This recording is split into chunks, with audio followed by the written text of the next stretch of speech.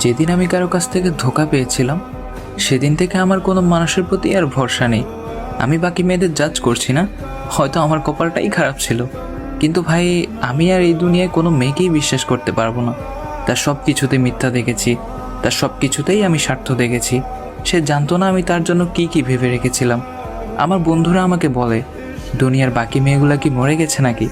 আরে তুই দেখ না, একটার থেকে আরেকটা সুন্দর পড়ে আছে।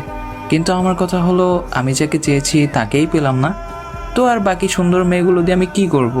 এত কিছুর পর আমি আর কোনোভাবেই কাউকে বিশ্বাস করতে পারবো না। আর সবাই বলে নতুন কাউকে বিশ্বাস করে তার সাথে থেকে যেতে। আমি কিভাবে কারোর সাথে থেকে যাব? আমি এটা কখনোই বিশ্বাস করতে পারবো না যে আজকে যে মানুষটা আমার সাথে আছে কালকে সে আসলেই আমার হবে। এই দুনিয়ায় সব কিছুই ভালো, কিন্তু সেটা দূর থেকে।